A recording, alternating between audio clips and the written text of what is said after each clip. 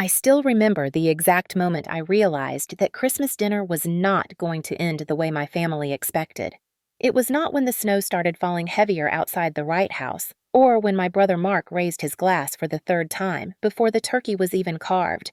It was the second he smiled at me across the long dining table with that familiar look of confidence and cruelty mixed together. The look that said he believed he had already won. I was 28 years old sitting in the same dining room where I had been taught to stay quiet as a child, wearing a plain sweater I bought on sale and holding a fork that suddenly felt heavier than it should have.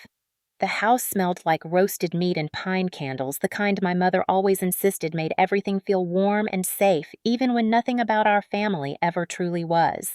Mark was already halfway through his performance, talking loudly about his new investment property and how the market was finally rewarding smart men who knew how to take risks.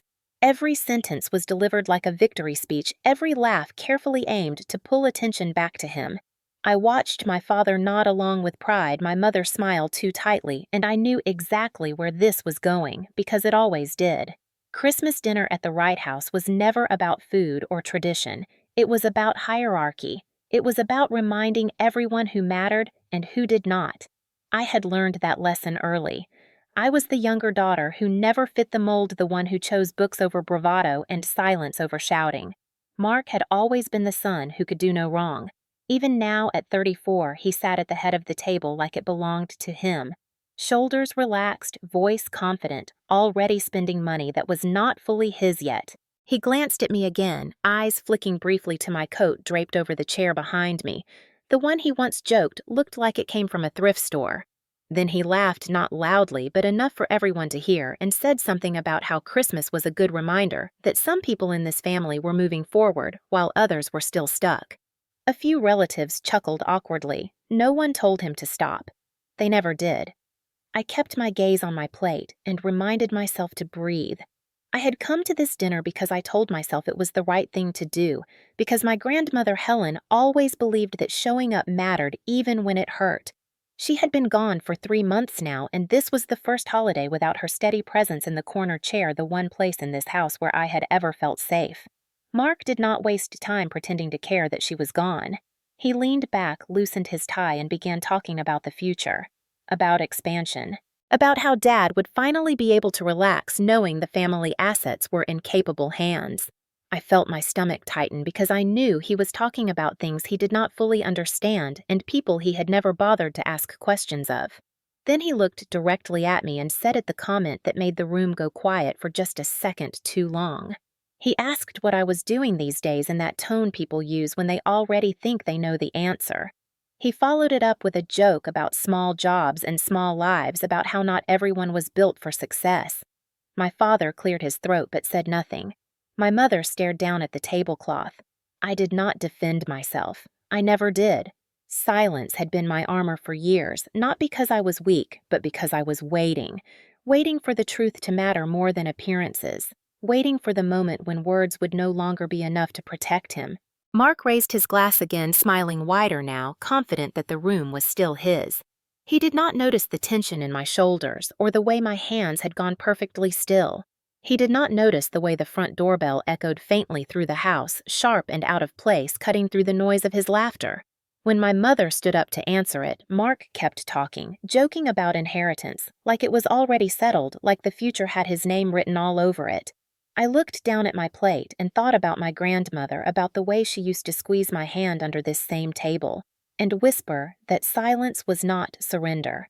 It was strategy.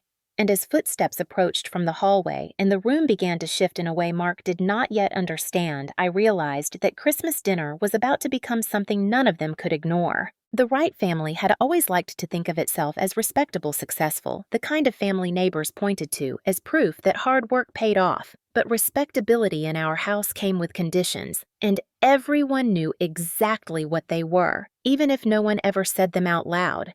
My father, Richard Wright, was 65 years old, a man who believed authority was something you earned once and then never questioned again.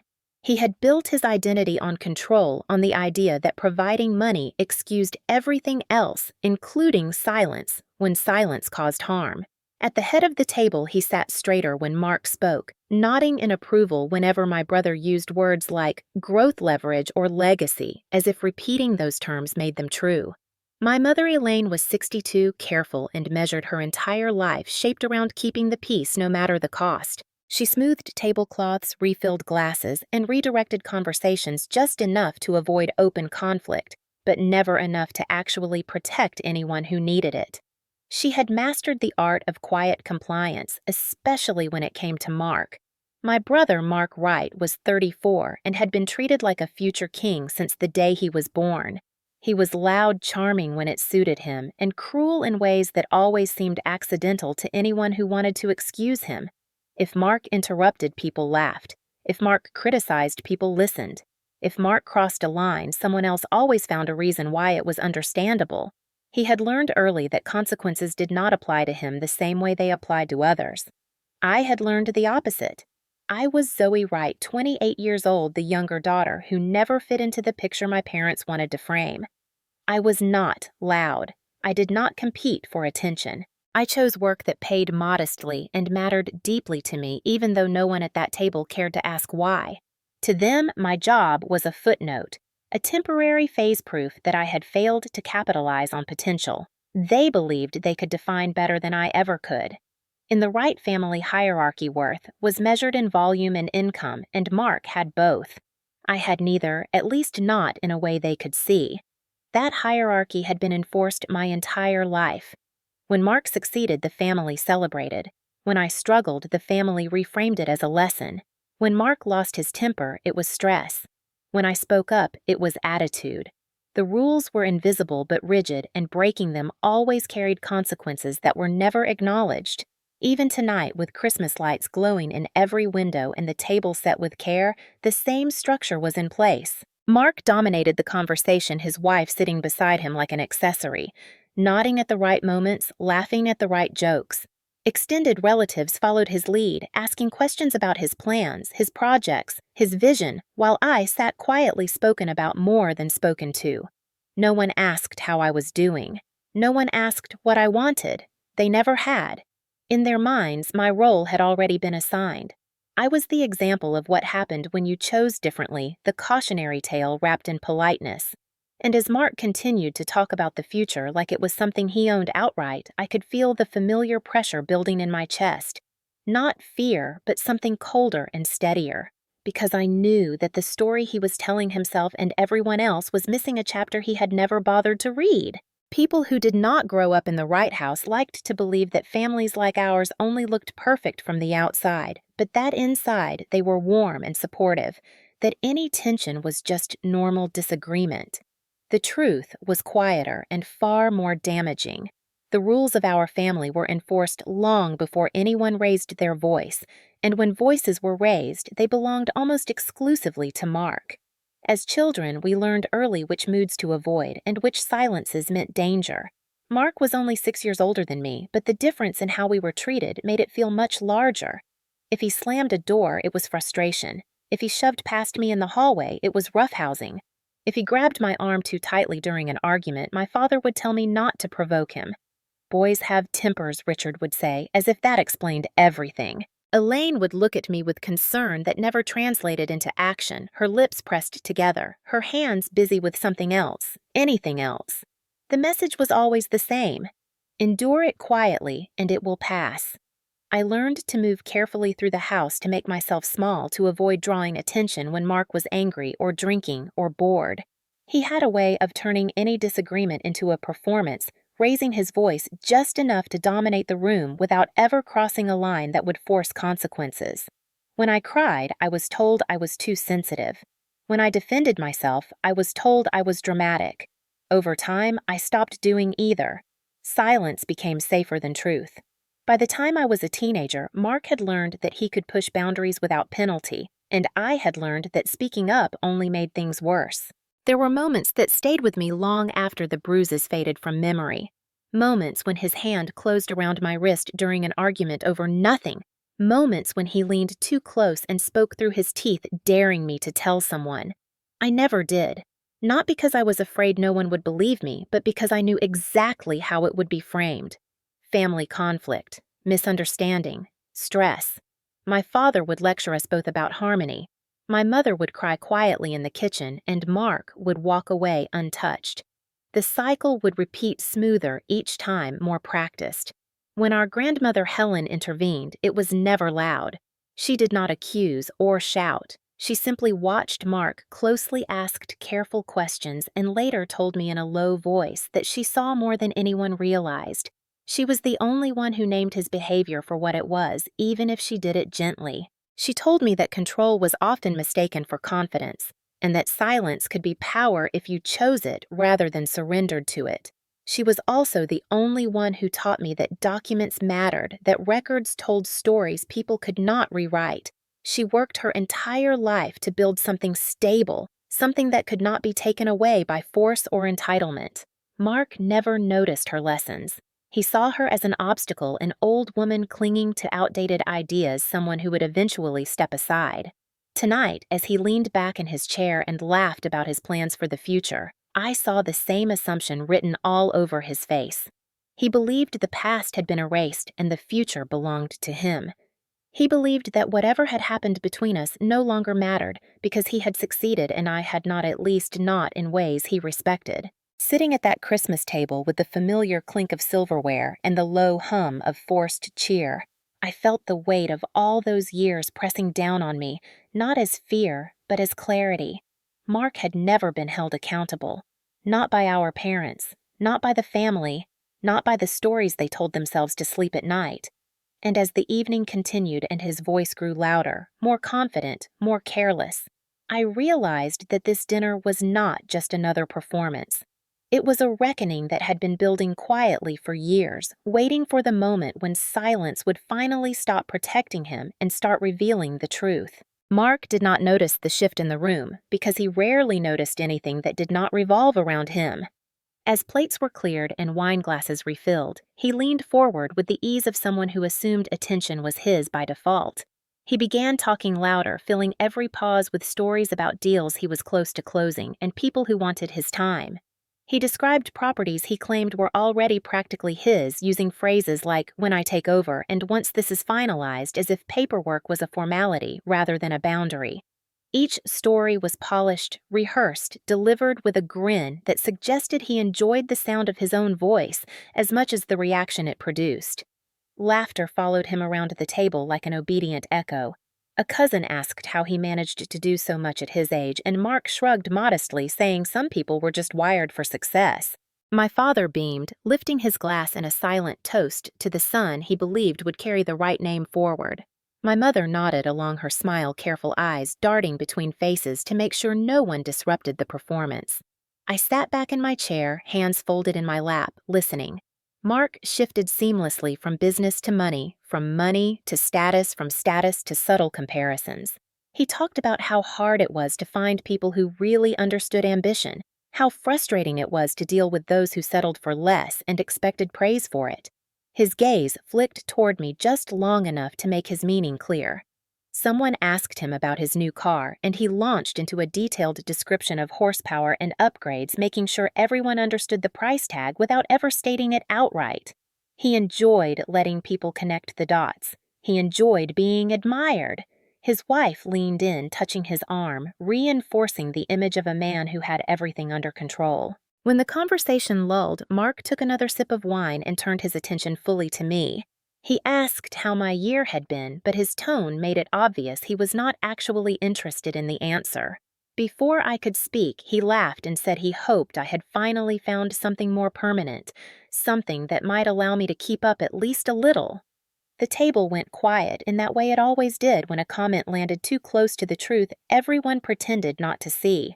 I felt my father glance at me, waiting to see if I would react, waiting to see if I would embarrass him by challenging Mark. I did not. I simply said I was doing fine. Mark smiled wider, satisfied, and continued without missing a beat. He talked about legacy next, about how important it was for families like ours to protect what they had built. He spoke as if the future had already been divided and distributed in his favor. He referred to himself as the one who would make sure nothing was wasted, nothing mismanaged. He spoke about responsibility as if it belonged to him alone. I noticed the way he avoided looking toward the hallway where my grandmother used to sit. the chair now empty, her absence treated like a minor inconvenience rather than a loss. Mark never liked being reminded that there were people who saw through him. He raised his glass again and proposed a toast to family, to tradition, to moving forward. Everyone followed his lead. Glasses clinked. Smiles returned. The moment passed, at least on the surface. Inside me, something settled into place. His confidence was no longer intimidating. It was reckless.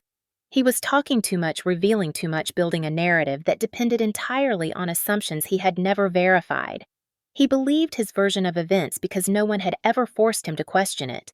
As he leaned back, satisfied with himself, I caught sight of the front hallway reflected in the mirror near the dining room.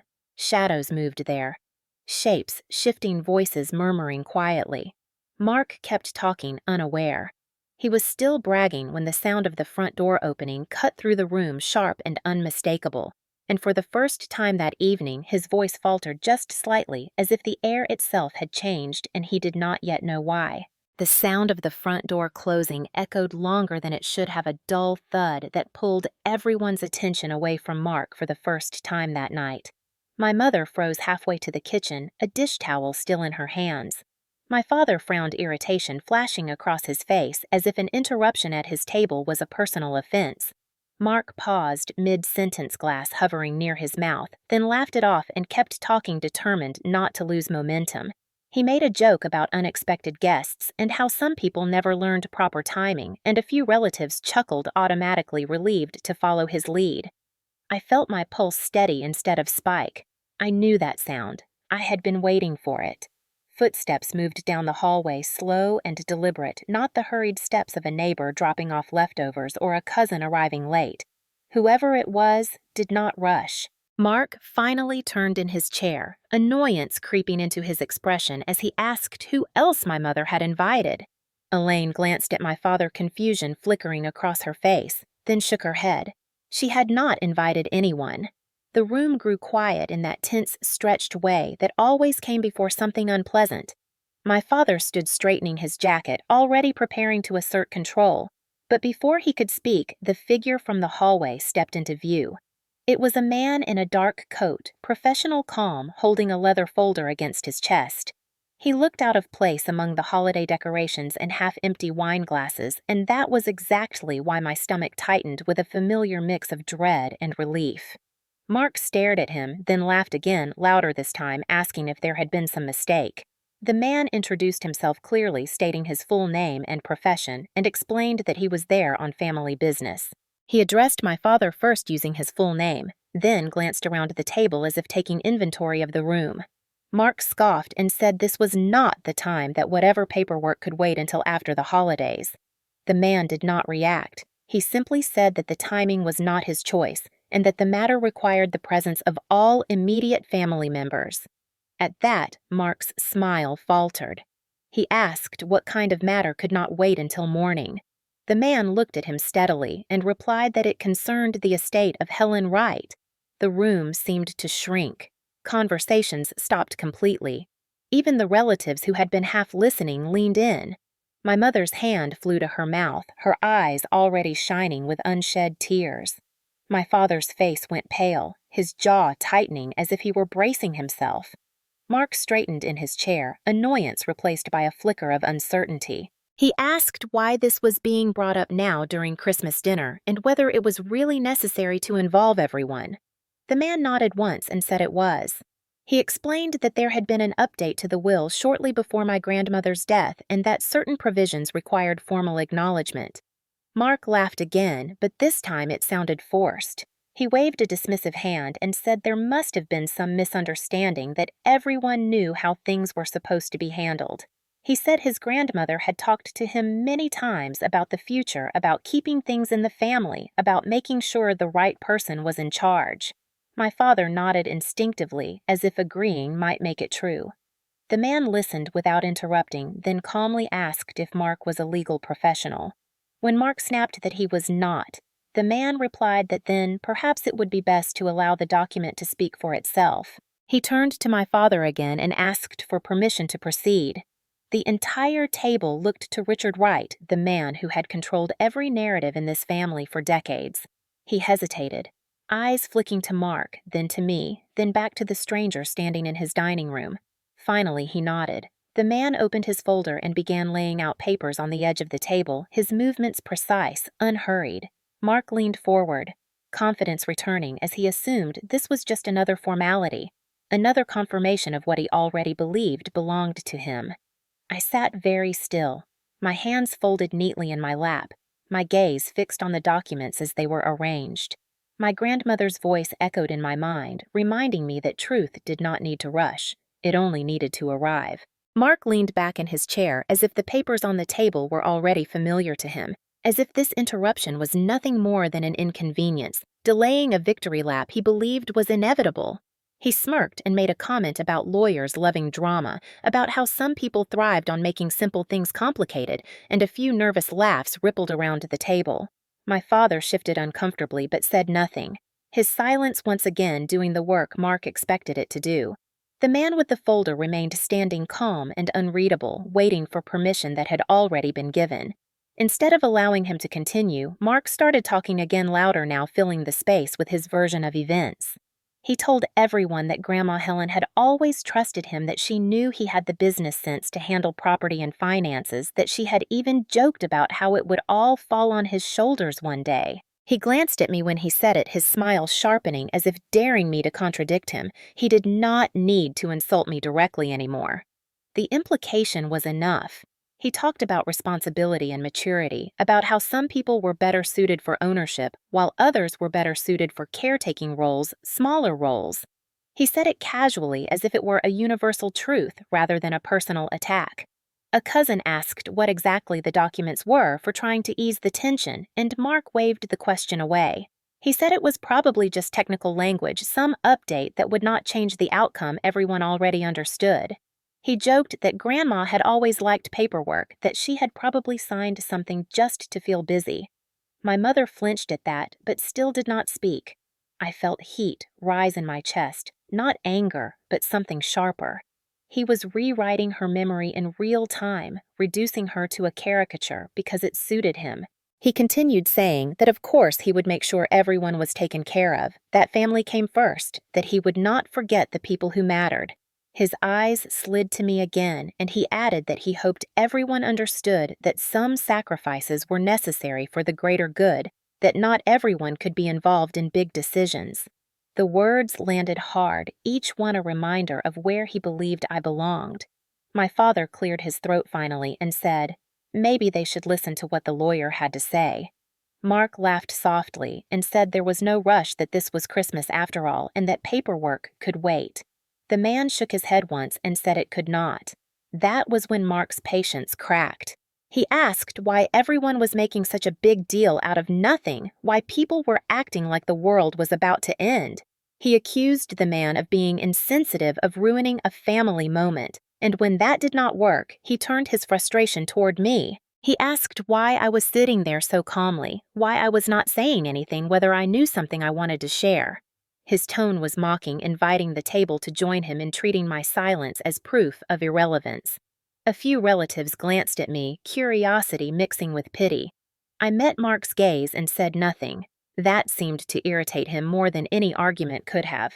He scoffed and said that this was exactly the problem, that I never engaged, never took initiative, never stepped up. He said that people like me waited for things to be handed to them, that ambition required action, not quiet observation. The room felt smaller with every word. My father stared at his hands. My mother's eyes filled with tears she refused to wipe away. The man with the folder finally spoke again, his voice steady, cutting through Mark's monologue like a clean blade. He said that the contents of the will would be read now and that all commentary could wait. Mark opened his mouth to protest, but the man continued, stating clearly that the document was legally binding and that delaying would not change its contents. For the first time that night, Mark fell silent, his confidence wavering just enough to reveal something beneath it. Fear. He leaned forward, jaw tight, eyes locked on the folder, as if he could will it to say what he wanted. I felt my shoulders relax just slightly. The humiliation he had been directing outward was beginning to turn inward, and as the man prepared to read, I understood that the room was no longer under Mark's control. The hierarchy he relied on was about to collapse under the weight of words that could not be laughed away. As the lawyer adjusted the papers on the table, my mind drifted to the woman whose name was printed at the top of every page. My grandmother, Helen Wright, had never raised her voice, but she had a way of commanding attention without asking for it. She was the only person in that house who never flinched when Mark grew loud, never softened her words to spare my father's pride, never pretended not to see what was happening right in front of her. When I was small, she used to let me sit beside her while she paid bills at the kitchen counter, explaining each line item as if I were an adult whose understanding mattered. She believed that knowledge was protection. She believed that silence should be chosen, not forced. While everyone else in the family measured success by visibility and volume, she measured it by preparation. Mark dismissed her as old-fashioned. He laughed at her folders, her careful labeling, her insistence on keeping copies of everything. He did not realize she was documenting patterns, not just numbers. She saw the way Mark spoke to me when no one intervened, the way my father looked away, the way my mother convinced herself that peace was more important than truth. Helen never confronted Mark directly in public. Instead, she asked questions. She listened. She wrote things down. She taught me how to read contracts, how to understand ownership, how to recognize the difference between control and responsibility. She told me once that people who felt entitled to power rarely bothered to learn the rules that governed it. They assumed the rules would bend for them. Sitting at that Christmas table, I could almost feel her hand on my shoulder, steady and grounding. Mark cleared his throat and shifted in his seat, breaking the spell. He muttered something about this being unnecessary, about how Grandma would have wanted harmony, not tension. I almost laughed at that. Harmony had never interested her if it came at the cost of accountability. The lawyer began by stating the date of the will, his voice, even his cadence practiced. He mentioned that the document had been revised within the last year of Helen's life, following a thorough review of her assets and beneficiaries. Mark leaned forward, nodding, clearly interpreting this as confirmation of his assumptions. My father folded his hands, bracing himself, while my mother stared at the table as if it might disappear. The lawyer explained that the revisions reflected Helen's wishes to ensure both the preservation of her estate and the protection of certain individuals. Protection. The word hung in the air longer than the rest. Mark did not seem to notice it. He was already smiling again, convinced that whatever came next would reinforce his narrative. The lawyer continued outlining the properties, included the accounts attached to the legal structure that would govern distribution. It was thorough, deliberate, impossible to interrupt without appearing childish. Mark's confidence began to waver as the list grew longer and more complex than he expected. This was not a casual document. This was not a formality. It was a plan. I watched his expression change in small increments, the way certainty gives way to calculation when someone realizes they may not be in control. He glanced at my father, then at me, searching for reassurance he did not find. I kept my eyes on the table, my breathing slow, my posture relaxed. I had learned from Helen that composure unsettled people who relied on intimidation. The lawyer paused, turned a page, and prepared to read the section Mark had been waiting for all his life. The room was silent now. No laughter, no murmurs, no distractions left. Whatever was about to be said would define more than an inheritance. It would define which version of our family's story would survive this night. The lawyer's finger traced a line down the page as he transitioned from memories and preparation to the tangible things everyone in that room cared about but rarely spoke about honestly. He began describing the properties that made up my grandmother's estate, and I could feel the energy around the table shift as soon as addresses were mentioned. There was the old duplex near the river that Helen had purchased decades ago when no one else saw value in it, the small commercial building with 3 tenants that Mark once dismissed as insignificant, and the modest-looking house on the edge of town that produced steady rental income year after year. Mark's jaw tightened as each property was named, not because he was surprised they existed, but because he had always assumed they would default to him by sheer force of expectation. He had talked about them casually for years, referring to them as future projects, future leverage, future proof that he was meant to be in charge. Hearing them described in legal language stripped away that illusion. These were not symbols of status. They were assets governed by rules. The lawyer explained that Helen had structured her estate carefully. creating a framework that limited interference and prevented consolidation under a single controlling personality. That phrase made Mark shift in his seat. My father frowned, clearly uncomfortable with the implication. The lawyer continued, noting that the intent was to ensure long-term stability and to protect the estate from risk mismanagement or coercion. My mother inhaled sharply, her gaze finally lifting from the table. The room felt colder, as if the warmth of Christmas decorations could not survive the weight of what was being said. Mark interrupted, then unable to contain himself any longer. He said this was excessive, that Grandma trusted him, that she knew he would never mismanage anything. He said the family had always understood that he would take the lead, that it was common sense. The lawyer did not argue. He simply acknowledged Mark's statement and said that Helen had anticipated those assumptions. That was when Mark laughed short and sharp and asked if this was some kind of test. He looked around the table for support, expecting someone to back him up. No one did. The lawyer turned another page and explained that the will also addressed behavioral considerations, something Mark clearly had not considered. Helen had included provisions designed to prevent harm within the family, including financial harm and personal harm. The words landed quietly but with unmistakable force. I felt my heart beat faster, not from fear but from recognition. This was Helen speaking now through ink and paper, saying the things she had never been allowed to say out loud at this table. Mark scoffed and said that was ridiculous, that family disagreements did not belong in legal documents. The lawyer replied calmly that Helen disagreed. He said she believed patterns mattered, that history mattered, and that protecting vulnerable parties was as important as protecting property. Mark's face flushed. He accused the lawyer of twisting her words of reading intent that was not there. The lawyer responded by reading directly from the document, his voice clear, his tone unyielding. He read a passage about accountability, about consequences, about the difference between entitlement and stewardship. My father shifted again, visibly unsettled. My mother's hands trembled as she reached for her glass and missed. I remained still, every word landing exactly where it was meant to. Mark's confidence eroded further with each sentence. This was not the story he had been telling himself. This was not a narrative he could dominate with volume or charm. The will was methodical, precise, and immune to intimidation. As the lawyer reached the end of the section on assets and protections, he paused, letting the silence stretch. Mark leaned forward, eyes narrowed, preparing to hear what he assumed would still end in his favor. He had not yet realized that everything so far had been laying the groundwork for a conclusion. He had never imagined one that would make his earlier boasting sound hollow and cruel. Mark finally lost the ability to pretend that this was all some elaborate misunderstanding.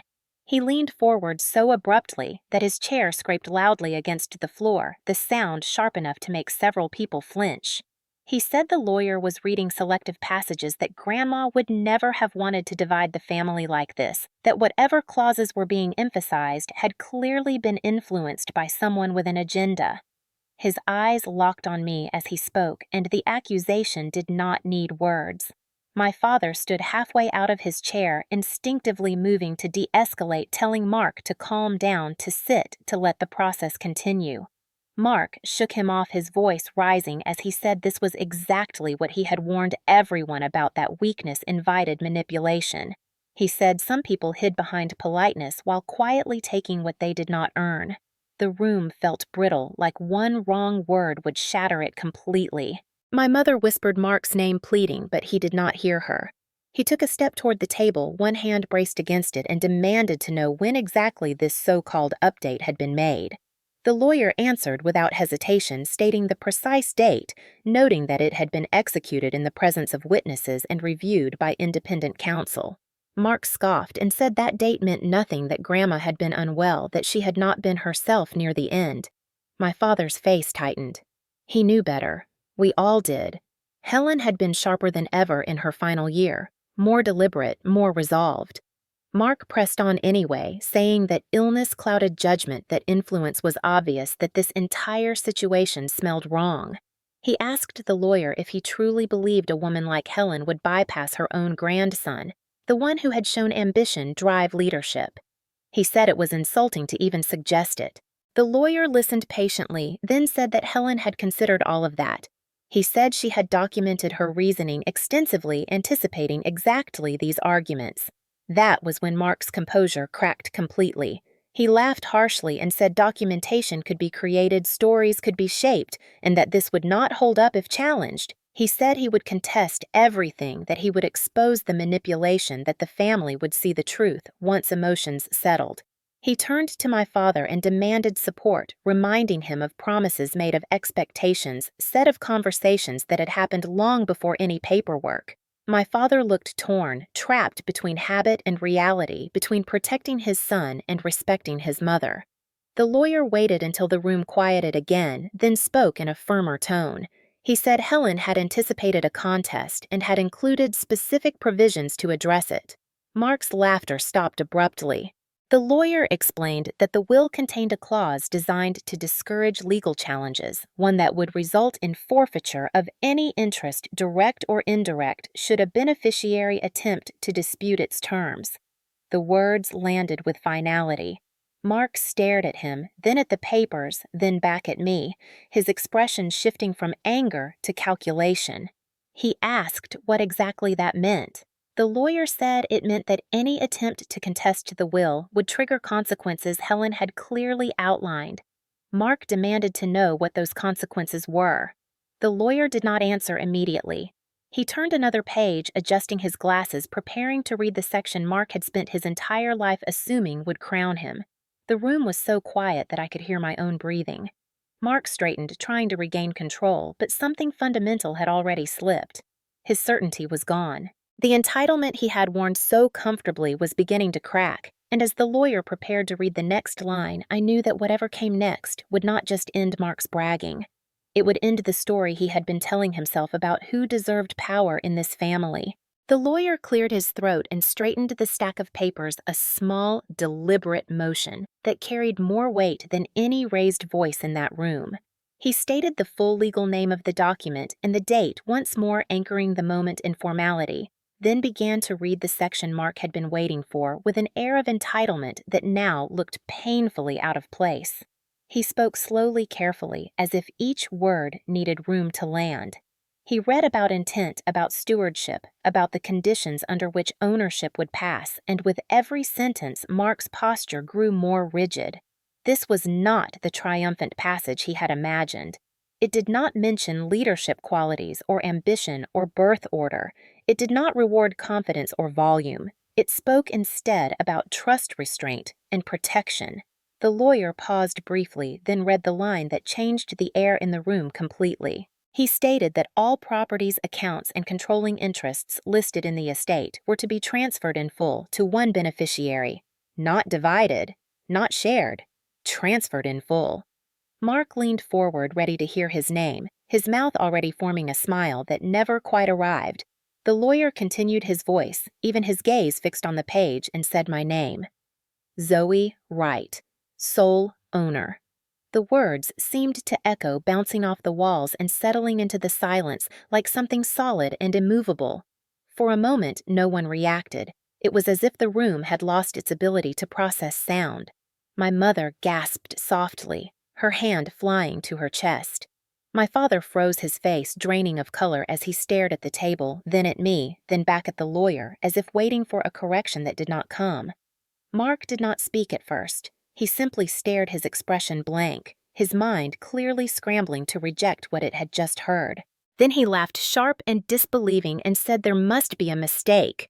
He said the lawyer had misspoken, that names could be misread, that this was absurd. The lawyer did not look up. He repeated the line slower this time, reaffirming the designation. Sole owner. Mark's laugh turned into something harsher.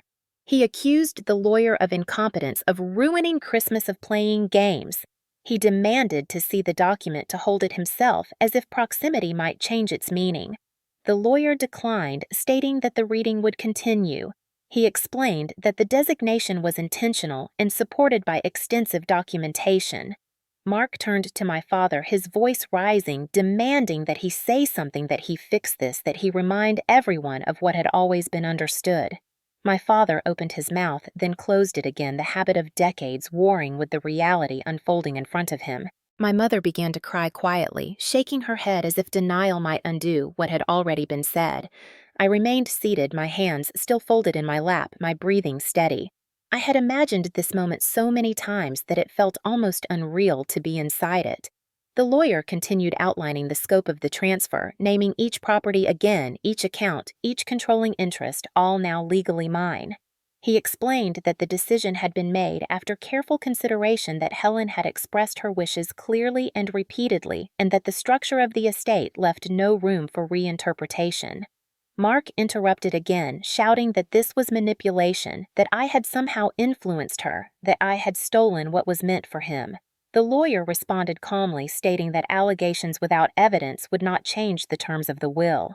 He reminded Mark of the clause he had mentioned earlier, the one designed to discourage challenges. Mark fell silent, his mouth opening and closing as if he were trying to find words that no longer existed. The hierarchy that had governed this family for decades collapsed in that moment, not with a dramatic explosion, but with a quiet, irreversible shift. The power Mark had always assumed was his had moved elsewhere, and there was nothing he could do to take it back. The silence that followed my name felt heavier than anything Mark had said all night, heavier even than the years of expectation he had built around himself. It was the kind of silence that did not invite conversation, only reckoning. The lawyer allowed it to linger not out of cruelty, but because there was nothing more to explain in that moment. Mark's face shifted through disbelief, anger, and something close to panic as he tried to recalibrate a world that had just been pulled out from under him. He demanded to know why, not how, not when, but why, as if the question itself could undo the answer. The lawyer replied that the will spoke to intent, and that intent had been documented clearly. He said Helen had prioritized protection over pride and stability over spectacle. My father finally found his voice, asking what this meant in practical terms, his tone careful, controlled, as if he could manage the damage by keeping things procedural. The lawyer explained that the transfer was effective immediately upon probate, that management authority would vest in me, and that any interference would be addressed according to the terms outlined. My mother looked between us, her tears steady now, not dramatic, just resigned. She whispered my name like she was seeing me for the first time. Mark scoffed and said this was ridiculous, that no one in their right mind would leave everything to me, that I did not have the experience or temperament to handle it. He said he had spent years preparing, years learning the business, years being groomed for this role. The lawyer listened and then said preparation without trust was meaningless. He said Helen had assessed risk, not resume. Mark slammed his hand on the table, rattling glasses, and accused everyone of betrayal. He pointed at my father and asked how he could let this happen. My father looked older in that moment, smaller somehow, his authority stripped down to habit rather than substance. He said quietly that this was his mother's decision. Mark turned to me, then, his voice dropping, his words sharpened into something personal. He asked what I had done, what I had said to her, what lies I had told. I met his gaze and said nothing. The lawyer interjected, stating that any accusations of undue influence had been considered and explicitly addressed in the will. He said Helen had included a detailed affidavit outlining her reasoning and affirming her capacity. He added that multiple professionals had evaluated the document before execution. Mark laughed bitterly and said professionals could be bought. The lawyer replied that records could not be intimidated. He then read a passage that made the room shift again, a section explaining that the designation was not a reward, but a safeguard. Helen had written that she chose me because I demonstrated restraint, because I did not seek control, because I understood the difference between ownership and domination. My mother covered her mouth. My father closed his eyes. Mark stood abruptly, pacing behind his chair, muttering about injustice and manipulation. He said families did not work this way, that blood mattered, that tradition mattered. The lawyer responded that tradition did not excuse harm. He explained that the will also included conditions designed to prevent further damage, including restrictions on access and clear boundaries regarding behavior. Mark stopped pacing and asked what restrictions. The lawyer said that certain individuals were barred from decision-making authority and that violations would trigger enforcement mechanisms. Mark laughed again, but this time there was no humor in it. He asked if that meant he was being punished. The lawyer replied that it meant boundaries were being enforced. The word enforcement seemed to land hardest of all. Mark looked around the table, searching for support, for outrage, for someone to rescue the narrative he had relied on his entire life. No one moved. No one spoke. The family that had once reinforced his entitlement now sat trapped between shock and shame. I felt a strange calm settle over me. Not triumph, not relief, but clarity. This was not about taking something from Mark. It was about finally stopping him from taking everything else. The lawyer did not rush into the next section because he understood something Mark did not. This moment was not about shock. It was about permanence. He waited until the room settled into a stunned stillness, until Mark stopped pacing and my father stopped rubbing his temples like he could erase the past 30 minutes by sheer will. Then he continued, his voice steady, unyielding, carrying the authority of decisions already made. He explained that the will did more than transfer ownership. It created distance. It placed legal barriers between the estate and those who had demonstrated a pattern of volatility, coercion, or entitlement. He said Helen had been explicit about her reasoning, not vague, not sentimental, but precise. She had written that power without restraint became harm, and that harm did not deserve inheritance. Mark snapped that this was character assassination, that he was being judged for things that happened years ago, things everyone had moved past. The lawyer replied that patterns did not expire simply because people grew tired of acknowledging them. He stated that Helen had documented incidents, dates, conversations, and behaviors, not to punish but to justify protection. My mother let out a quiet sob, then the sound sharp enough to cut through the air. She whispered that she did not know, or that she had not wanted to know, and the difference between those two truths hung heavy over the table. My father asked whether any of this could be reconsidered, whether there was room for mediation, for compromise, for family unity. The lawyer shook his head. He said the will was designed specifically to avoid compromise under pressure. Helen had been clear that appeasement was what allowed harm to continue. Mark laughed bitterly, calling it dramatic, calling it overreach, calling it manipulation disguised as morality. He accused Helen of turning me against him, of poisoning my mind, of rewriting history to favor weakness. I felt something rise in my chest, then, not anger, but resolve. I spoke for the first time that night, my voice calm, measured, carrying farther than I expected. I said she did not turn me against him. She protected me from him. The room froze. Mark stared at me like he had never heard my voice before, like he had never considered that I might speak with authority. My father flinched. My mother looked at me through tears, her expression fractured by recognition. The lawyer allowed the moment, then continued reading directly from Helen's words. She wrote about watching me grow quieter each year, about seeing how silence became survival.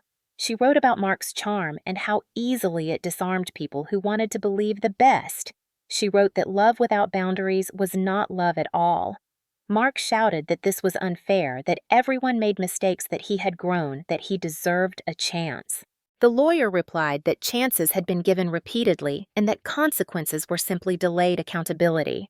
He explained that the will included a no contest clause with teeth, that any attempt to challenge would result in immediate forfeiture of even symbolic inheritance, including personal items Mark had already claimed verbally as his own. Mark demanded to know what I planned to do with everything, as if my intentions might somehow invalidate the decision. I said I planned to honor Helen's wishes. He scoffed and said I would not last, that I would fold under pressure, that I was not built for control. I told him control was not the goal, stewardship was. The lawyer nodded slightly as if confirming something already known. He explained that management responsibilities would be overseen by professionals until I chose otherwise, that safeguards were in place to prevent intimidation or interference. Mark asked if that meant he was being cut off entirely. The lawyer said it meant he was being contained. That word landed harder than any insult. Contained. Mark's face twisted, fury and fear colliding. He accused me of enjoying this, of savoring his humiliation. I told him I had spent years surviving his. This was not pleasure. This was closure. The room felt different now, not tense, but irrevocably changed. The hierarchy that had once protected Mark had inverted, replaced by a structure that did not care about his volume or his confidence. It cared about evidence. It cared about boundaries. It cared about the people who had been forced to endure quietly while others dominated loudly. The lawyer closed the folder gently and said the reading was complete. Christmas lights blinked softly in the window, indifferent to the collapse happening inside. I sat there, heart-steady hands relaxed, knowing that the twist Mark had never imagined was not the inheritance itself. It was the truth that had finally been given legal weight, leaving no room for denial, no space for him to hide, and no path back to the power he had always assumed was his by right. The aftermath did not arrive all at once. It unfolded in uneven waves as each person at the table began to understand what had truly happened and what could never be undone. Mark was the first to break the stillness again, but his voice had lost the sharp edge it once carried. It sounded thinner now, strained as if he were speaking from a place that no longer recognized him. He said this was not over, that families did not settle things this way, that blood ties meant something even when paperwork tried to say otherwise. The lawyer responded calmly that blood did not override consent, and that consent had been given freely and clearly by Helen. My father stood and began pacing, running a hand through his hair, as if searching for the version of himself who had always believed he was in control. He asked how he could have missed this, how his own mother could have planned something so final without telling him. The lawyer said Helen had told him many times, just not in the language he chose to hear. My mother sank back into her chair, exhausted, her earlier denial replaced by something closer to grief. She whispered that she thought things would get better on their own, that time would soften Mark, that silence would keep the peace. No one answered her because the answer was already written into the documents on the table. Mark turned to me again, desperation slipping through his anger. He asked if I planned to cut him out completely if this was revenge for everything he had ever done. I looked at him and said this was not about revenge. It was about stopping harm. That seemed to enrage him more than any accusation could have. He accused me of rewriting the past, of exaggerating, of making him the villain to justify taking everything. The lawyer intervened, stating that the past had been documented long before tonight and that my testimony had not been the deciding factor. Mark scoffed and said documents could say anything if you paid the right people. The lawyer replied that Helen had paid for independence, not compliance. He explained that multiple professionals had reviewed the will and that its enforceability was strong. Mark slammed his fist into his palm, muttering that this was unbelievable, that he had done everything right, that he had followed the path expected of him. My father stopped pacing and faced him, then his voice low and unsteady. He said maybe that was the problem. Mark stared at him stunned. My father said maybe following expectations without questioning behavior had cost more than anyone wanted to admit. The words landed awkwardly, imperfect, but real. Mark shook his head and laughed without humor, saying this was all very convenient now that the damage was done. He accused my parents of choosing me over him, of betraying their son. My mother began to cry openly, saying she loved them both, that she never meant for things to go this far. The lawyer gathered his papers, signaling that his role was nearly complete. He reminded everyone that the next steps would involve probate procedures and formal notifications, and that any attempts to interfere would be addressed accordingly. Mark asked if he was being threatened. The lawyer said he was being informed. The difference mattered. As the lawyer prepared to leave, Mark made one last attempt to reclaim the room. He said families should handle things privately, that outsiders had no place deciding their future.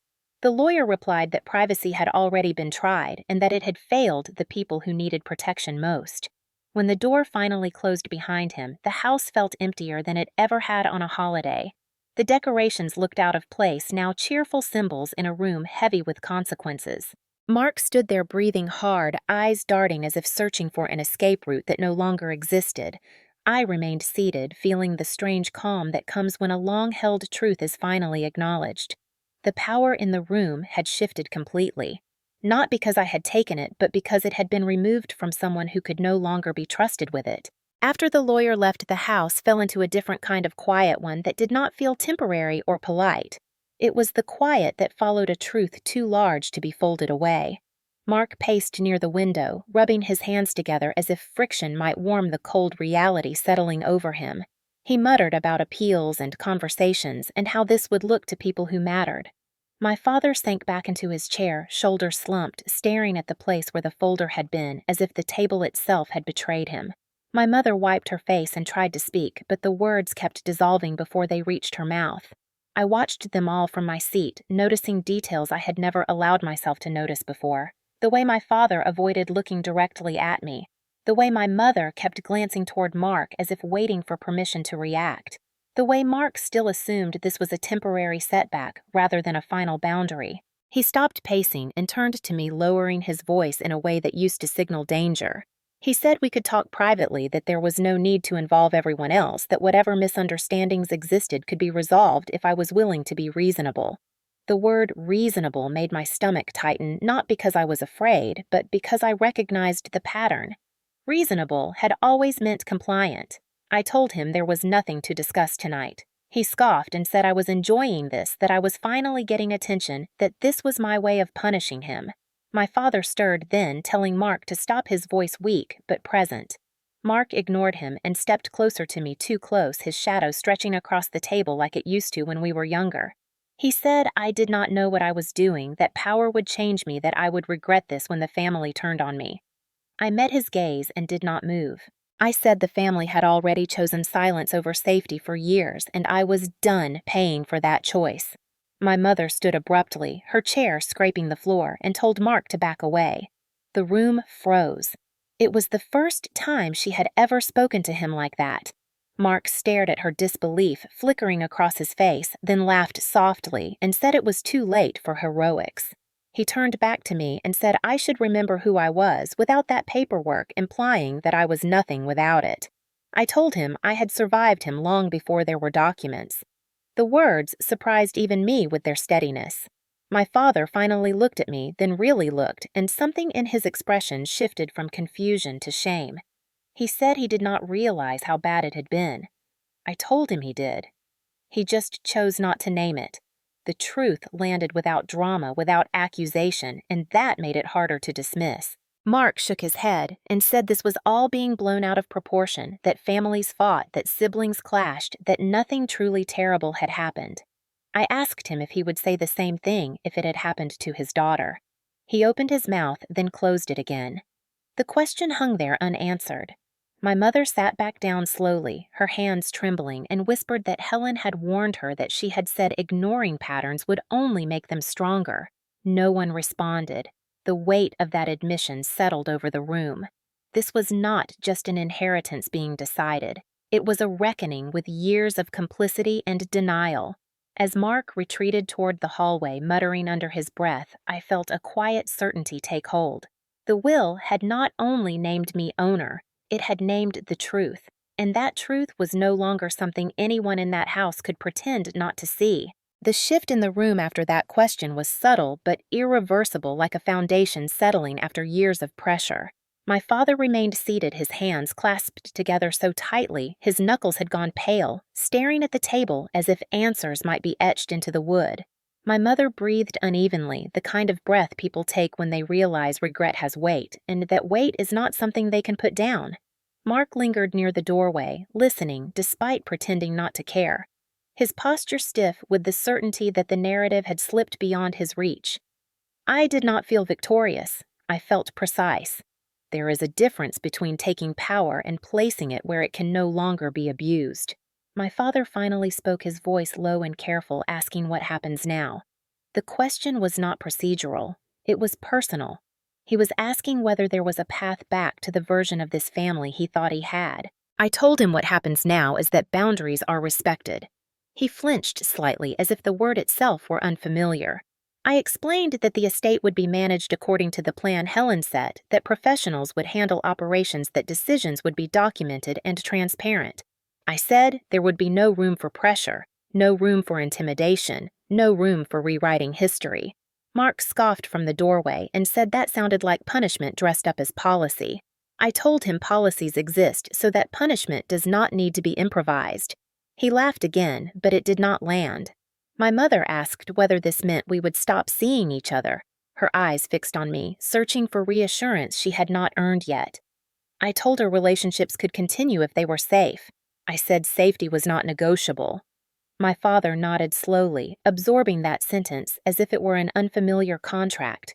He said he wished he had understood sooner. I told him wishing did not change outcomes, but it could change behavior going forward. The room remained quiet, not tense, but attentive, as if everyone was listening for the terms of a new reality. Mark stepped back into the room, then his tone shifting into something smoother calculated. He said we could reset, that mistakes had been made on all sides, that family counseling could help, that none of this needed to be permanent. I recognized the tactic immediately. Delay, dilute, redirect. I told him permanence was the point. He bristled and said permanence was extreme. I said harm had been extreme. My mother let out a small sound, half sob, half acknowledgement. My father asked whether there was anything he could do. I said yes. He could stop minimizing. He could stop deflecting. He could stop asking me to be flexible when flexibility had only ever protected one person. Mark opened his mouth to argue, then stopped himself glancing at my mother. For the first time, he looked uncertain, not because of paperwork, but because the social cover he relied on was thinning. I told them all that Helen did not choose me because I was perfect. She chose me because I did not seek control and because I understood consequences. I said the estate was not a prize. It was a responsibility designed to prevent the exact dynamics that had played out at that table for years. My father nodded again, slower this time, the weight of that understanding settling into his shoulders. My mother whispered that she was sorry. I told her apologies were meaningful when followed by change. Mark exhaled sharply and said he needed air. He grabbed his coat and stepped outside the door, closing behind him with a finality that felt earned. The decorations hummed softly, lights blinking on and off, indifferent to the reckoning they had witnessed. I stood and collected my things, feeling the steady calm of someone who had finally said everything that needed to be said. I told my parents I would be in touch through formal channels for estate matters, and that personal conversations could wait until trust had a chance to exist. My father stood as if to say something else, then sat back down, understanding at last that control was no longer his to exercise. As I walked toward the hallway, I did not feel loss. I felt alignment. The will had done its work, but more importantly, it had forced a conversation that could no longer be avoided. For the first time in that house, silence belonged to the people who had relied on it the most. The cold air outside hit my face the moment I stepped onto the front porch, sharp and grounding, and for a few seconds I just stood there listening to the muted sounds of the house behind me. Voices lowered, now movements cautious as if everyone inside was afraid of saying the wrong thing and making it worse. Snow had begun to fall again, light and steady, softening the edges of the yard the way time softens memories, though, never evenly. Mark stood near the end of the driveway, his back to me, hands shoved into his coat pockets, shoulders tense with a frustration he no longer knew how to release. For a brief moment, I considered going back inside, letting the night end without another confrontation, but something in me understood that avoidance had already taken enough from my life. I walked toward him slowly, my boots crunching against the frozen ground, and when he turned, the expression on his face was not anger, but disbelief. He asked how I could do this to him, how I could let them read that will, like it was some kind of indictment. I told him I did not let anything happen. It had already happened long before tonight. He shook his head and said I was hiding behind paperwork, that without documents and lawyers, I would never have dared to say any of this. I told him documents did not create truth. They recorded it.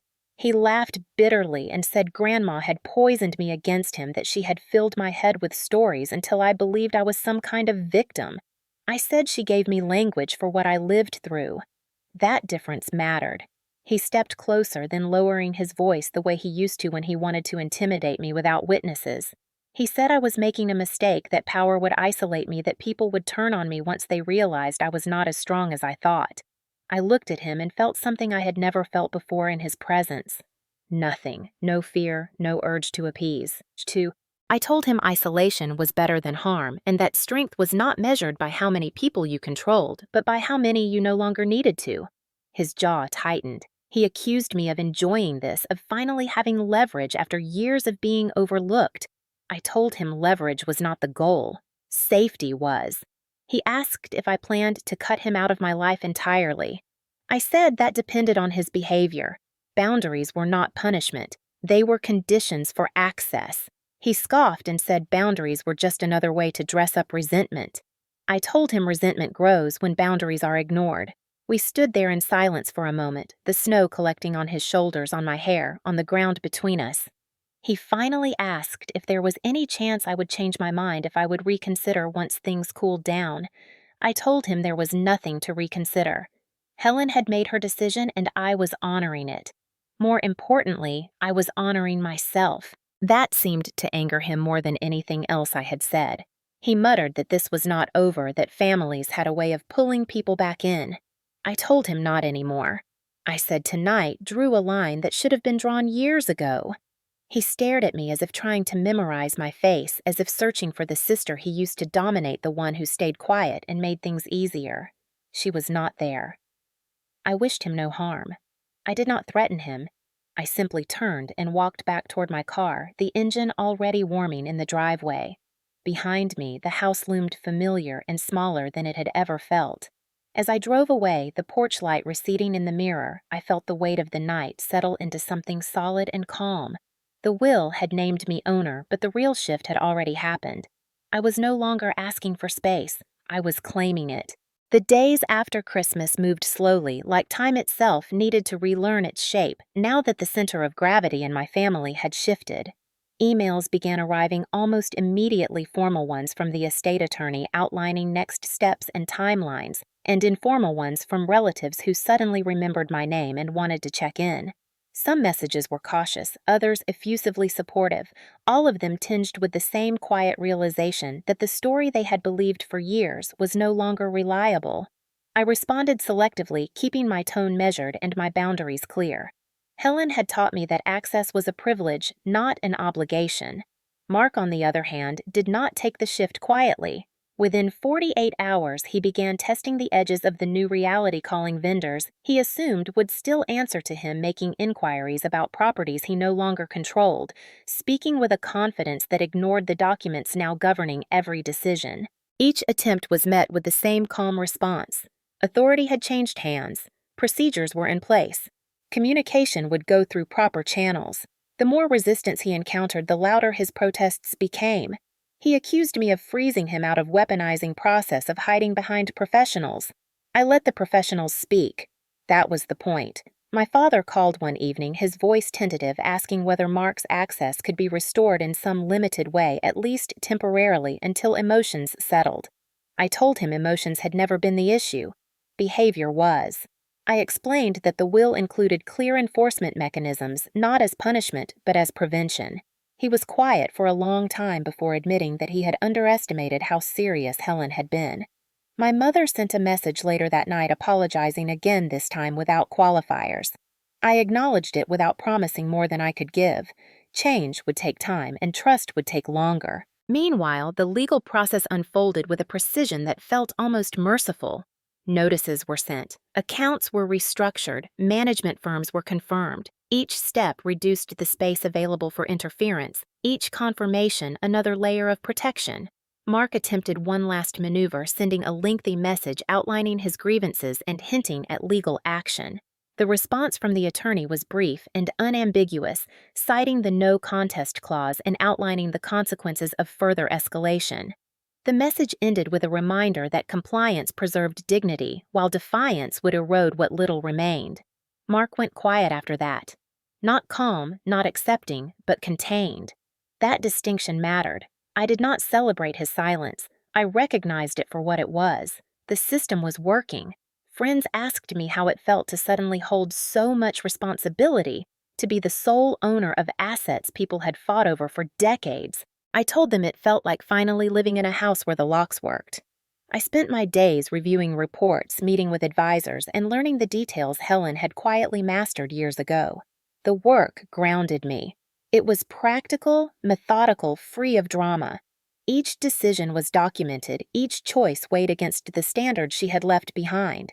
Protect first, sustain second, Expand only when safety was assured. On the surface, it looked like success. Internally, it felt like alignment. I had not taken anything that was not freely given. I had not demanded recognition. I had accepted responsibility. Mark's attempts to regain influence dwindled as it became clear that charm and pressure no longer opened doors. My parents adjusted slowly, learning new patterns, asking before assuming, listening more than speaking. It was imperfect, but it was movement. One afternoon, as I signed a routine authorization, I paused and thought about the moment at the table when my name had been read aloud. That had been the loudest part of the story. Everything after was quieter, steadier, more durable. Consequences had replaced chaos. Boundaries had replaced fear. And for the first time, the future did not feel like something I had to brace against. It felt like something I could shape without permission. A week after Christmas, I returned to the old house alone, not for nostalgia, but for inventory. Snow lined the driveway in neat, untouched ridges, and the silence felt intentional rather than heavy.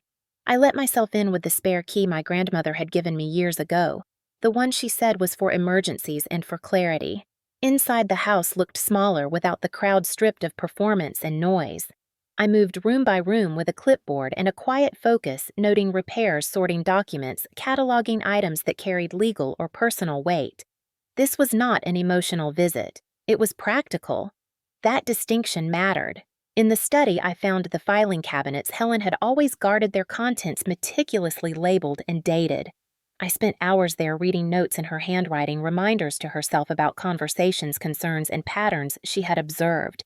It was not bitterness preserved on paper. It was foresight. She had anticipated resistance, denial, and revisionism, and she had prepared accordingly. I felt gratitude rather than sadness. Outside, my phone buzzed with messages from vendors confirming transitions and from advisors asking thoughtful questions. The machinery of responsibility moved forward, steady and impersonal, exactly as it should. Later that afternoon, my father called to say Mark had packed his things and left town for a few days. He said it with a mixture of worry and relief, as if distance might finally cool something that had been burning for years. I told him distance could be useful if it was respected. He agreed more quickly than I expected. When I finished at the house, I drove to the small rental property near the river, the one Mark had always dismissed. I walked. The perimeter spoke with the property manager and listened to tenants talk about ordinary things, leaky faucets, timing for maintenance, small improvements that made daily life easier. This was the work Helen valued. Not spectacle. Stability. In the following days, I made decisions that would have been invisible to my family. I approved a modest renovation that improved safety. I extended a lease to a long-term tenant at a fair rate. I declined a risky proposal that promised quick returns but increased exposure. None of it was dramatic. All of it mattered. My mother asked if we could have lunch, just the two of us. We met at a quiet place near her house, and for the first time she asked questions without steering the answers. She listened when I explained boundaries and did not argue when I said trust would be rebuilt slowly. She cried once, then apologized without asking for absolution. That felt new. Mark sent one short message near the end of the week. It was not an apology. It was not an attack. It simply said he needed time. I did not reply. Time was his to manage. One evening, as I reviewed a routine report, I realized that the noise had truly stopped, not just from Mark, but from the constant vigilance I had carried for years.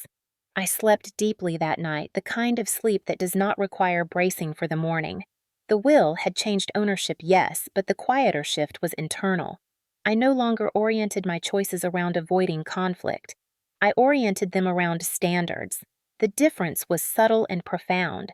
When people ask what happened after the dinner, they expect fireworks. There were none.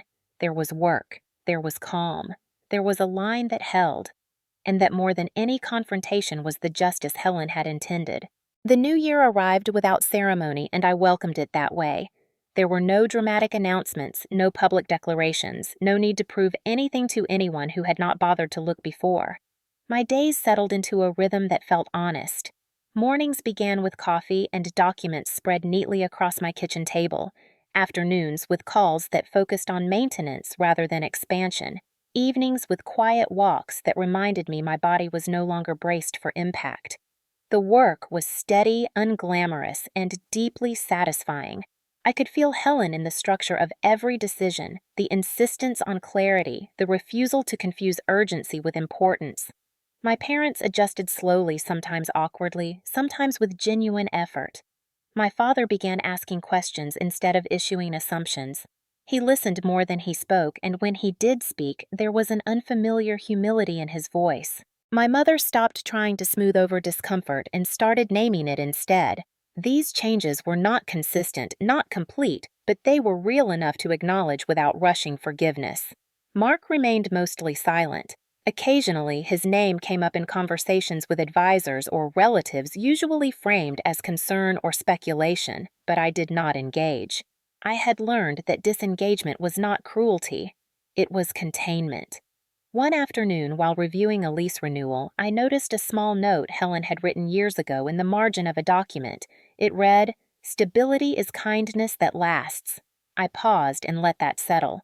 For so long, kindness in my family had meant accommodation, bending, enduring. Helen had redefined it as something sturdier, something that protected rather than placated. I carried that definition with me into every interaction. When a relative asked whether I would reconsider certain access privileges for the sake of peace, I said, peace built on fear was not peace. When a family friend suggested that time would soften Mark if I gave him more room, I said room without boundaries had only made him louder. These were not speeches. They were statements of fact. The tone mattered. Calm did more work than argument ever had. I began meeting with tenants and managers in person when possible, not to assert authority, but to understand impact. I learned the names of children and pets, listened to concerns, and fixed problems before they escalated. Authority exercised quietly proved more effective than authority announced. One evening, my father asked if Helen would have been proud. The question caught me off guard, not because I doubted the answer, but because it mattered that he was asking it now. I told him pride was not what she valued most. She valued responsibility. He nodded, absorbing that distinction. There were moments of grief, too, moments when the finality of everything surfaced unexpectedly. A recipe card in Helen's handwriting, a scarf left folded in a drawer. These moments did not undo me. They grounded me. I allowed them space without letting them pull me backward. The story people wanted was one of triumph or revenge. The reality was quieter. I was building something durable. Not just assets, but patterns. Not just boundaries, but expectations. The will had given me authority, but authority alone did not sustain change. Consistency did. By the time winter deepened, the family dynamic had shifted into something unrecognizable from the past. Not healed, not perfect, but no longer dangerous. That mattered more than harmony. When I looked ahead, I did not see a future defined by conflict. I saw a series of choices guided by standards I trusted. The dinner that changed everything was already receding into memory, not because it was unimportant, but because its purpose had been fulfilled. It had forced the truth into the open. Everything after was simply living in it. By early spring, the conversations that once felt impossible had become structured, deliberate, and limited in scope exactly as they needed to be. I met my parents at a neutral location for the first time since Christmas. Not the old house, not my apartment, but a quiet cafe where no one held home court advantage. My father arrived early, a habit he had adopted recently, and waited instead of pacing. My mother followed a few minutes later, hands folded, posture careful. We spoke about logistics first because logistics were safer than emotions. We discussed the estate timeline repairs that needed approval and communication protocols. They listened. That alone was new. When my father asked whether I planned to sell any properties, I explained my reasoning, calmly outlining long-term stability over short-term gain. He nodded and did not interrupt. My mother asked whether I felt overwhelmed. I told her I felt supported by structure. She accepted that answer without trying to soften it. Only after the practical matters were settled did we speak about the rest. My father said he was sorry for not intervening sooner, for mistaking silence for neutrality. He did not excuse it. He named it. That mattered. My mother apologized again this time, acknowledging that her desire to keep peace had cost me safety. She did not ask me to reassure her. She let the discomfort sit. I told them I appreciated the accountability. I did not promise forgiveness on a timeline. I said trust, rebuilt slowly through consistency. They agreed. There were no dramatic embraces, no declarations of renewal, just an understanding that the terms of our relationship had changed and would remain changed. Mark did not attend. That was intentional. He reached out once weeks later asking if we could talk. I responded with conditions clear and limited, stating that any conversation would be mediated and focused on accountability rather than revision. He did not reply. That too was information. The absence of his response confirmed that he still wanted influence without responsibility. I adjusted accordingly. The estate work continued steady and predictable. I approved budgets, reviewed compliance reports, and met with professionals who respected boundaries without testing them. The predictability was not boring. It was liberating. For the first time, my energy went into building rather than bracing. Friends noticed the difference before I did. They said I seemed lighter, not happier in a loud way, but grounded. I slept better. I made plans without calculating who might object. When I thought about the dinner now, it felt less like a battle and more like a threshold, something I had crossed and could not go back from even if I wanted to. One afternoon, while finalizing a routine document, I realized I had not checked my phone in hours. The constant vigilance was gone. The need to anticipate reactions had faded. I was simply doing the work. That realization felt like a quiet victory. I sent a short message to the estate attorney thanking him for his professionalism. He replied with a brief acknowledgement and a note that Helen would have approved of the way things were being handled. I closed the laptop and let that sit. Approval had never been my goal, but recognition from someone who understood the weight of responsibility felt meaningful.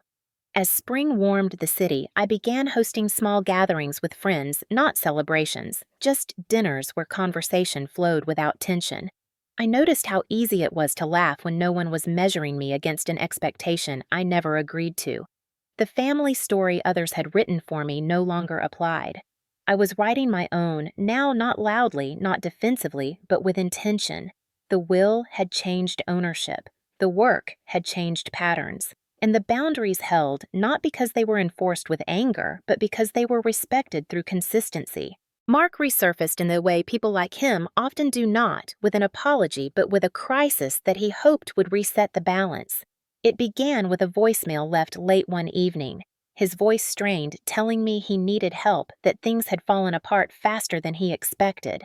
He said a deal had collapsed, that partners were backing out, that cash flow was tight, and that family was supposed to show up when it mattered. I listened to the message once and did not replay it. The pattern was familiar. Urgency framed as entitlement, need framed as obligation. I responded the next morning with a short message that acknowledged his situation without inviting negotiation. I said I was sorry he was dealing with stress and that any matters related to the estate would continue through formal channels. I did not offer money. I did not ask questions. I did not justify the boundary. That clarity did more than any argument could have. He called again, this time angrier, accusing me of hiding behind lawyers while he struggled. He said Helen would have wanted compassion. I replied that compassion did not require surrendering safeguards. I reminded him that the will included provisions for support that did not involve control, and that those provisions remained available if he complied with conditions.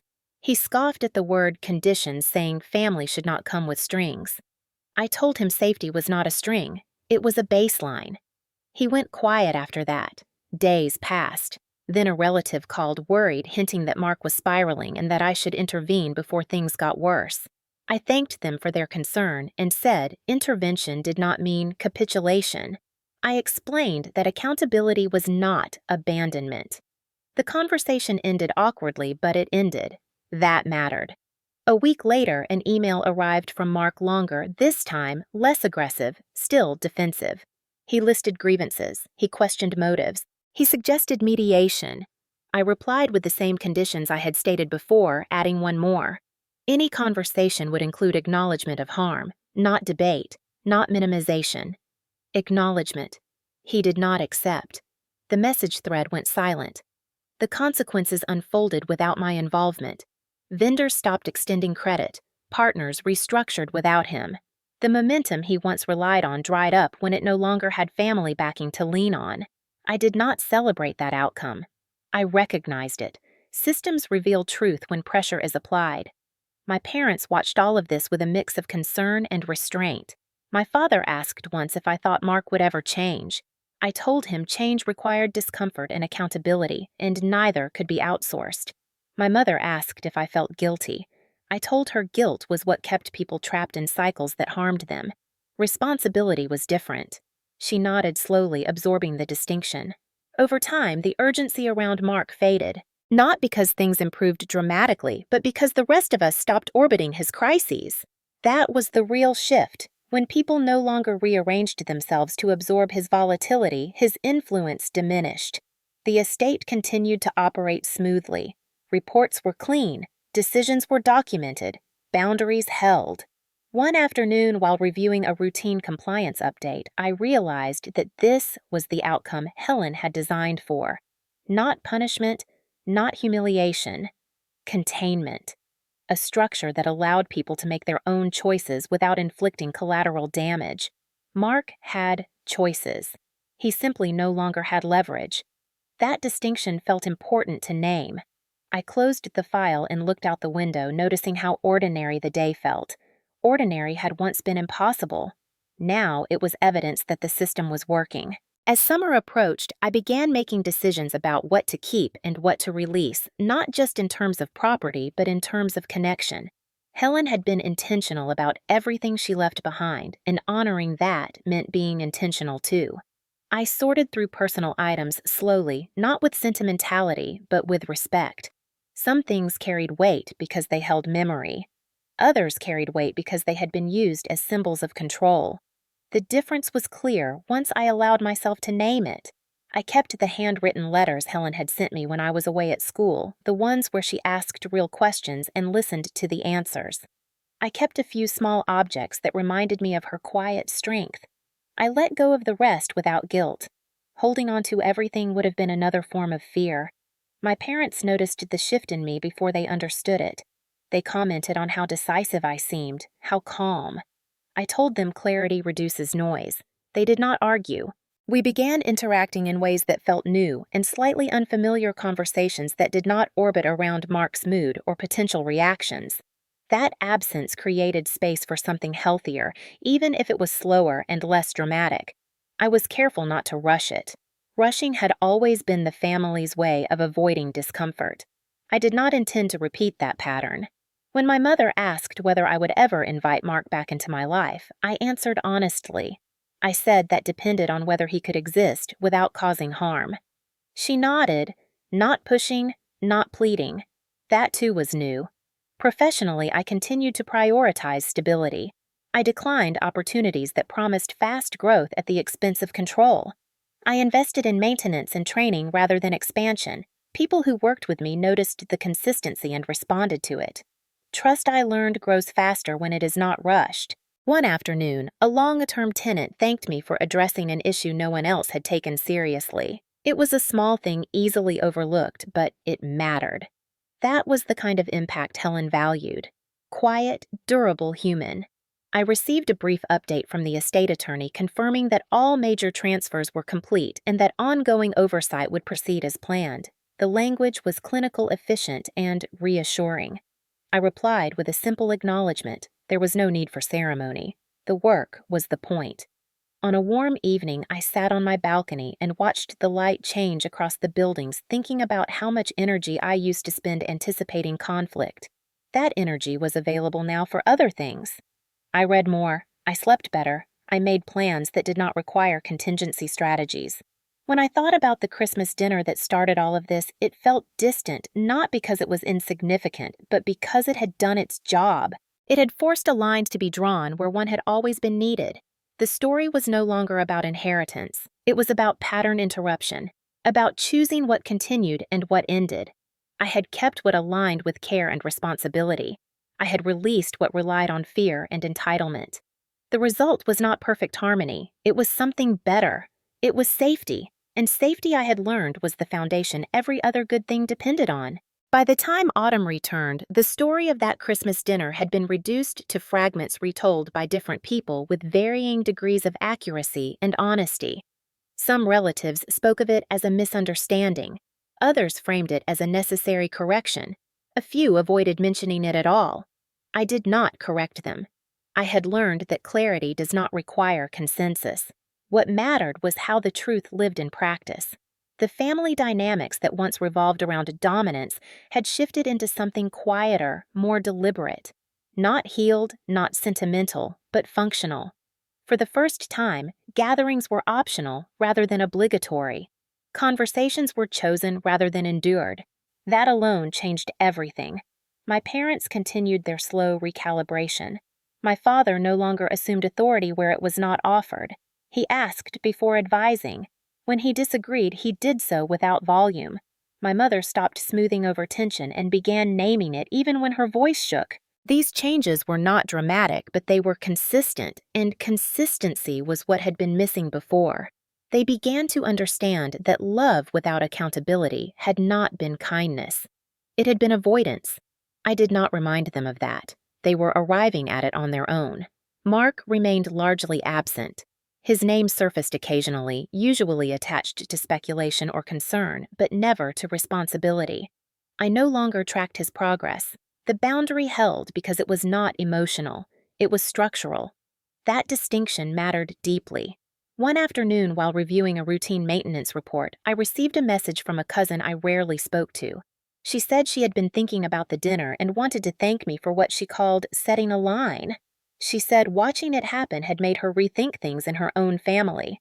I read the message twice and then replied simply that everyone deserved safety.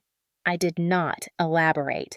The message stayed with me, though, because it confirmed something Helen had always believed. Boundaries are contagious.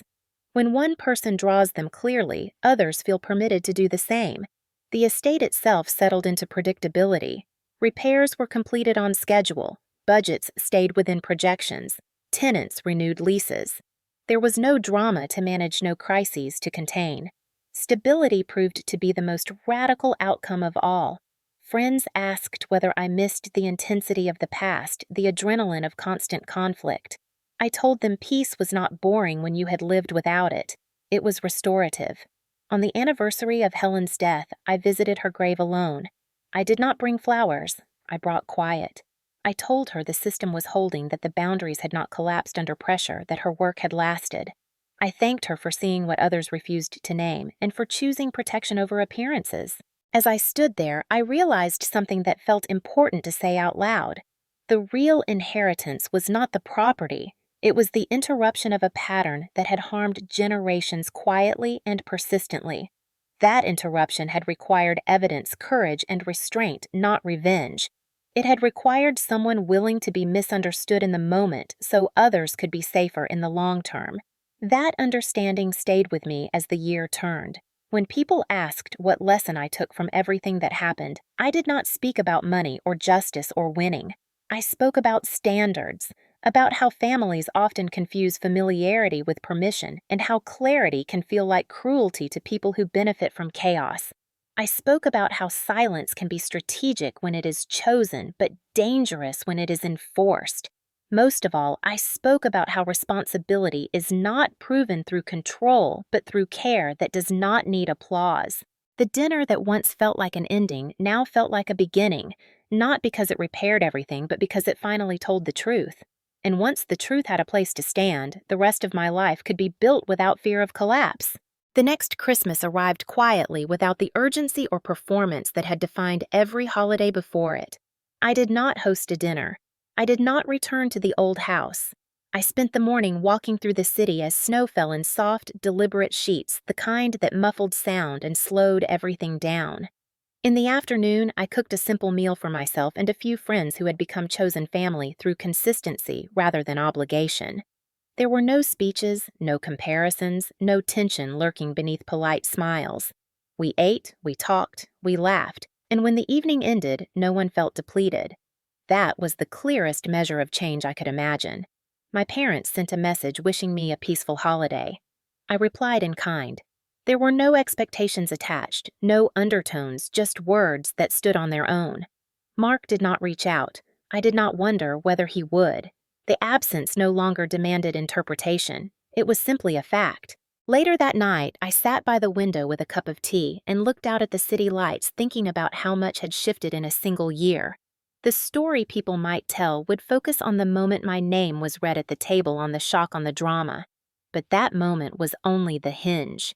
What mattered was everything that followed: the work, the boundaries, the refusal to collapse under pressure, the willingness to let consequences unfold without interference.